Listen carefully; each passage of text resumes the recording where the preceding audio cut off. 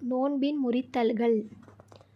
யாராவது ஒருவர் நோன்பாளியின் வாயில் வலுக்கட்டாயமாக திணித்து அது தொண்டைக்குள் சென்று விடுவது. நோன்பு ஞாபகம் இருக்கவே வாய் கொப்பளிக்கையில் தண்ணீர் தெரியாமல் தொண்டைக்குள் சென்று விடுவது. வாய் வரை வந்த வாந்தியை வேண்டுமென்றே விழுங்குவது.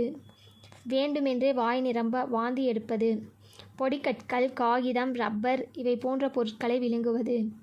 பற்களில் மாட்டியிருந்த கொண்டை கடலை அளவுள்ள பொருளை விழுங்குவது. பற்களில் மாட்டியிருந்த கொண்டை கடலையை விட சிறிய பொருளை வாயிலிருந்து வெளியே எடுத்து மறுபடியும் அதை சாப்பிடுவது. காது, மூக்கில் எண்ணெய் அல்லது மருந்து ஊற்றுவது. மூக்கின் மூலமாக ஏதாவது பொருளை வேகமாக உறிஞ்சுவதன் மூலம் அது மூளை மற்றும் வயிற்றுக்குள் சென்று விடுவது. உதாரணமாக பொடியை உறிஞ்சுவது. ஏதாவது மருந்தை புகை வடிவத்தில் வாய் மற்றும் மூக்கில் இழுப்பது. அது கருவியின் மூலமாக இருந்தாலும் சரி.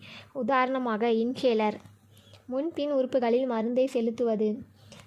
சுபுஹ் சாதிக் பிறகு இன்னும் நேரம் இருக்கிறது என்ற நினைப்பில் சஹர் செய்தார்.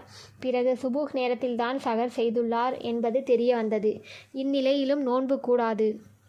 புழுதி மற்றும் மேகமூட்டத்தின் காரணமாக சூரிய அஸ்தமனம் தெரியாமல் சூரியன் மறைந்துவிட்டது என எண்ணி நோன்பு திறந்து விட்டார். பிறகு சூரியன் மறையவில்லை என்பது தெரிய வந்தது. இந்நிலையிலும் நோன்பு கூடாது. நோன்பை முறிக்காத காரியங்கள். மறதியாக ஏதாவது சாப்பிட்டு விடுவது. மறதியாக கணவன் மனைவி உறவு கொண்டு விடுவது. தலை மற்றும் உடலில் மருந்து எண்ணெய் தேய்ப்பது. சுர்மா இடுவது. அதனுடைய காரம் தொண்டையில் தெரிந்தாலும் சரி. நறுமணம் பூசுவது மற்றும் நுகர்வது. மிஸ்வாக் செய்வது. தனது எச்சில் அல்லது சளியை விழுங்குவது. கொண்டை கடலையை விட சிறியதொரு பொருள் பற்களில் மாட்டியிருந்து அதை வாயை விட்டு வெளியே எடுக்காமல் விழுங்குவது. ஈ, புகை, புழுதி மற்றும் மாவின் தூசி தெரியாமல் தொண்டைக்குள் சென்று விடுவது.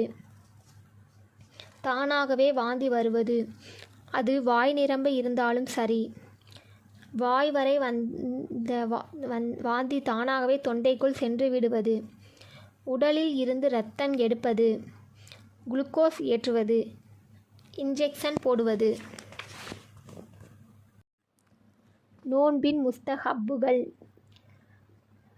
சூரியன் மறைந்த பிறகு நோன்பை சீக்கிரம் திறப்பது. பேரித்தம் பழத்தால் நோன்பு திறப்பது. அது இல்லையென்றால் தண்ணீரால் நோன்பு திறப்பது. நோன்பு திறக்கும் போது துவா செய்வது. சஹர் செய்வது. சஹர் செய்வதை தாமதப்படுத்துவது. ஆனால் சுபுஹ் சாதிக் வரை தாமதப்படுத்திவிடக்கூடாது. சுபுஹ் சாதிக் நேரத்திற்கு முன்பே கடமையான குளிப்பை குளித்து கொள்வது. ஏனெனில் சுத்தமான நிலைமையில் நோன்பு பூர்த்தியாவதற்காக. மிகுதமாக குர்ஆன் ஓதுவது. மிகுதமாக தான தர்மங்கள் செய்வது. பொய், புறம், கோள் ஏசுதல் ஆகியவற்றிலிருந்து தன் நாவை பாதுகாப்பது. இச்சையூட்டும் விஷயங்களை விட்டும் தன்னை பாதுகாப்பது. அது ஹலாலாக இருந்தாலும் சரி.